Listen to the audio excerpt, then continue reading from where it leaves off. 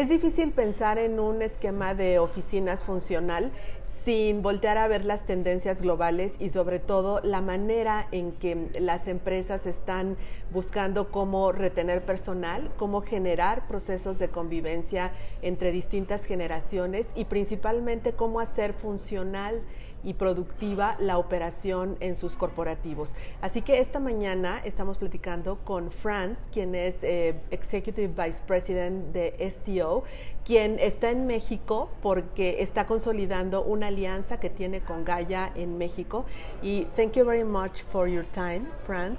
Why are you now in Mexico? Well, we've been allies and friends with Gaia for almost 20 years, and I like to visit them occasionally just to the face-to-face is very important, and just get a better feel for what's going on in Mexico. He comes to the United States as well a couple times a year to get a feeling for what's going on there, just so we have better information about our respective markets. And what is the difference between the first time and today, and what will come in the near future for the offices market? Between us, more of our clients have gotten used to our partnerships and people that we work with outside of our own company, like Gaia, for example, there's a company in Canada and some others.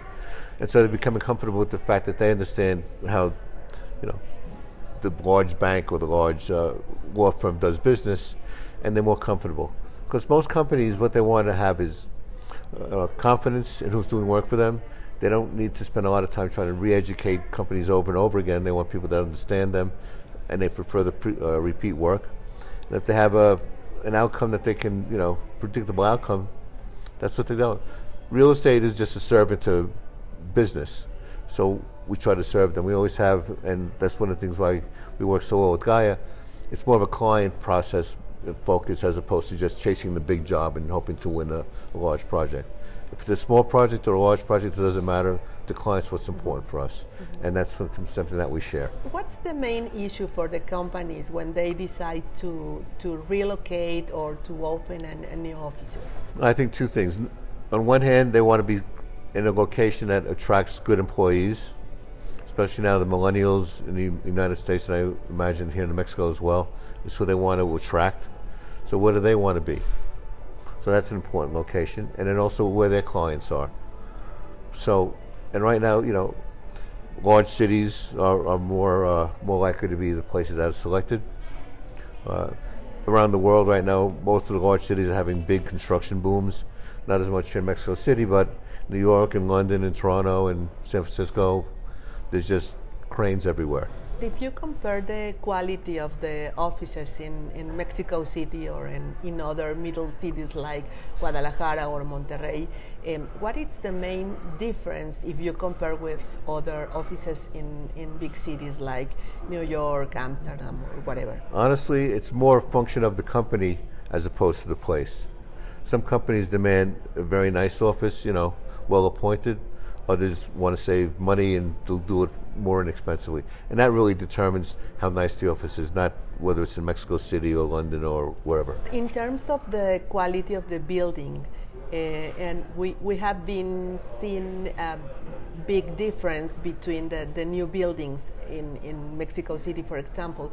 So it helps to create these great spaces for according with the new standards for the companies. Oh, absolutely, and especially right now, a lot of the companies, it's more open space. There's fewer offices. There's more collaborative space, and that's the trend that we see in the United States, and I think it's coming here as well. And that's eventually what's going to, there's rows of offices and cube farms is soon to be a thing of the past. And in some cities it's already gone. How can impact a good office in the productivity for the companies? Well, I think a lot of what the companies hope to achieve is more interaction among the employees. To have somebody in a cubicle by themselves all day long is if they're interacting with their colleagues. And that's going to create more ideas, more forward thinking, and that's what larger companies are looking to do right now. What is your value added in terms of your competitors, worldwide, in having a local alliance with a company that has experience in the market? Large companies, as I mentioned earlier, want to do business with people that understand their business. And with our alliance partners, they know that they have a larger group that can cover a bigger geography of people that understand them and are willing to focus on their needs as opposed to just get the job done and move on. So I think that's our biggest differentiator. And we've been doing this for 20 years, building this alliance group across many cities as well as our own 30 offices. So we have coverage in the interior market that none of our competitors come close to. And people find that attractive. Is there a trick in trying to decide an interior design just only because the appearance and not in the thinking of a very good planned space? We spend a lot of time with the large architectural firms. We have a lot of relationships with them there. We meet with them often just to see what they're thinking and what their thoughts are. So we try to stay aligned with the trends that they're going to try to introduce into the marketplace that they see companies want. And I think that's also something that makes our group more attractive than some of our competitors. What should take in account a company when decide to contract an specialized or a firm who is focused in design the right place for their company? I think it's always experience, first of all, and not to sound self-important, but we're the largest one in New York, so we have a great deal of experience with many large companies. And as do many of our partners. Like Guy, I believe, is one of the premier companies here for interiors as well. So we're known in the industry as somebody who can get the job done. Also, I think our size and the quality we work, we attract better subcontractors and get good prices from them because they know that we run a job well, so they know they're going to be productive, and that allows them to enhance their profits also. How do you size this in terms of profitability for the companies? Well, we watch profits very closely, obviously, and this has been working for us. Okay. So if it isn't broke, don't fix it. What are the main trends that you are looking in the near future for the design of the offices? The two biggest things is, on one hand, the co-working is becoming bigger. Even though some of the larger firms have had some troubles, the trend of having that is still strong. Shorter leases. If companies want to experiment with a new product, they can get a short-term lease for 3 or 4 years and maybe put 30, 50 people in the space, and the spaces are made for that. So that's something that's becoming more popular, and there's more companies coming up in that part of the business. So there'll be a little more competition and also a little more variety. Even some of the large real estate service firms are trying to create that product themselves for clients. Clients themselves are going after that space. In general terms, also clients want more collaborative, as I mentioned earlier.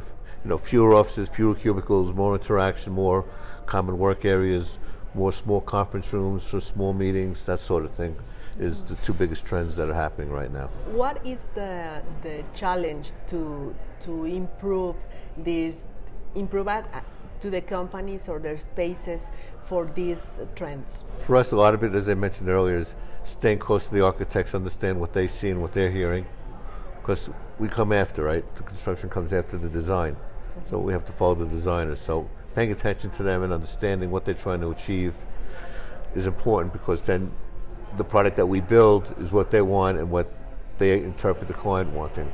If you write a checklist, what you should put on the schedule? Always listen to the client. Understand what the architect's trying to achieve and be their ally and help them. And for the companies? Be decisive. Many clients have difficulty making timely decisions that can make the jobs last longer than they have to. So be decisive, know what you want, try not to get distracted. Some clients, something happens and they say, we got to change right away, as opposed to maybe sticking with your plan. Because that's what's cost them time and money, and ultimately that's something that they don't want to do.